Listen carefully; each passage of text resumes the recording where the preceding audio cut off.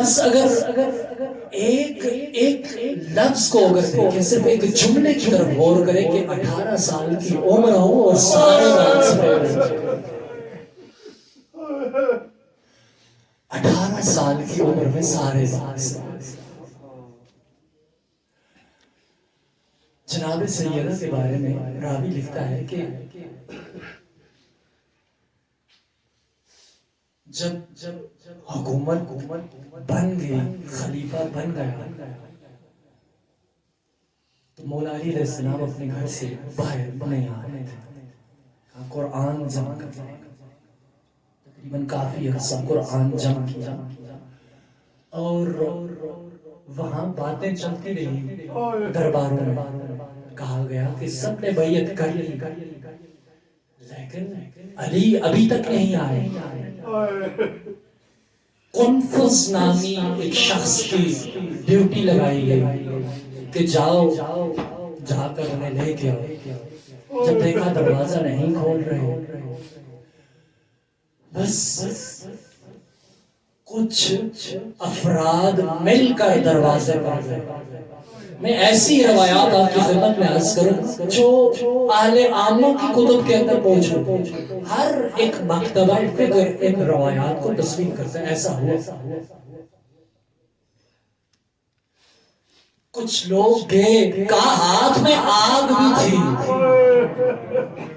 ہاتھ میں آگ تھی، دروازے پر پہنچے، دروازے پر دستک دی، جب دروازہ نہ کھولا گیا، ان ظالموں نے اس دروازے کو آگ لگائی جہاں رسول اسلام کیا کرتے تھے،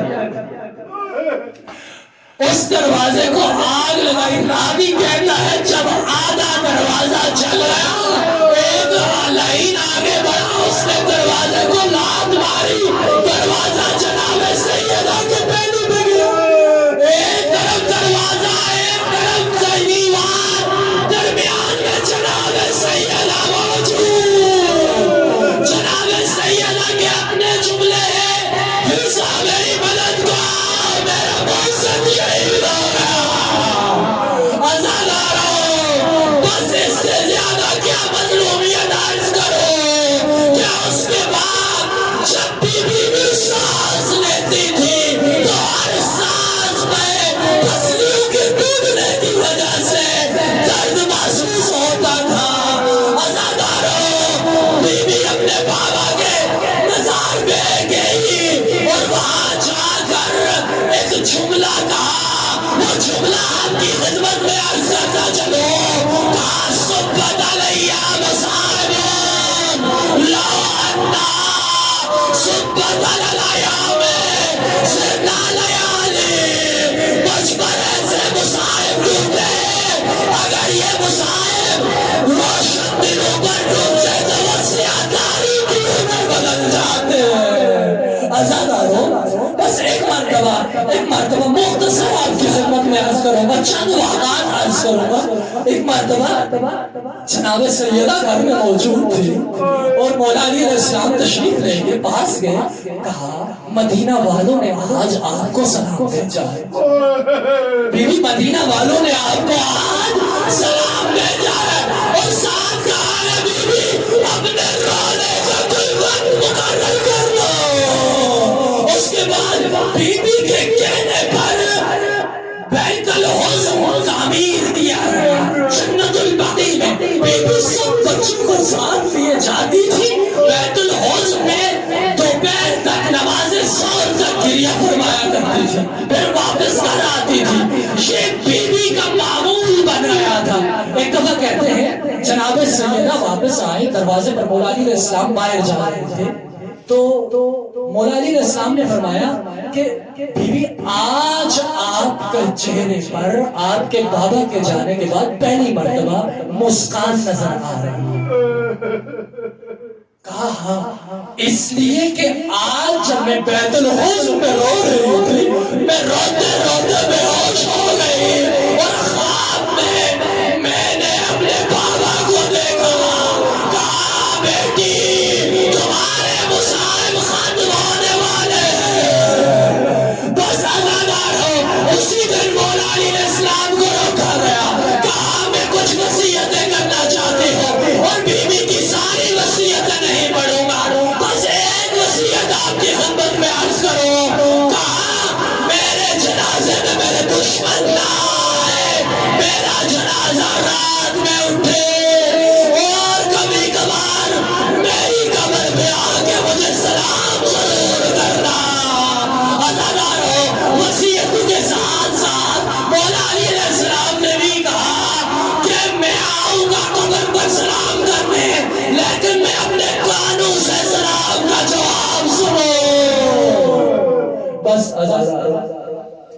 مرتبہ بی بی نے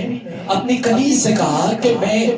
جا رہی ہوں عبادت کے لیے، جب تک آواز آتی رہے سمجھنا میں موجود ہوں، اور جو ہی آواز نہ آئے تو سمجھنا میں چل بسی ہوں۔ بس ازادارو، بی بی عبادت کے لیے تشریف لے گئی، کنیز باہر دیکھتی رہی، جب تک آواز آتی رہی وہ کنیز باہر موجود رہی، جو ہی آواز آنا بند ہوا بس ازادارو چند جملے وہ کنیز دوڑی مسجد نبوی میں، وہاں جا کر مولا علی علیہ السلام تک کے پیغام پہنچایا۔ مولا علی علیہ السلام جب آئے واپس، بس عرض کرتا چلو، جب ایک وقت ایسا آیا کہ جب مولا علی علیہ السلام نے اپنے بچوں سے کہا کہ آؤ آخری دیدار کر لو اپنی ماں کا، جناب کہتے ہیں امام حسن اور ام کلثوم آ گئے، لیکن امام حسین اور سیدہ زینب دروازے پر کھڑی رہی، وہ دروازے پر کھڑی رہی۔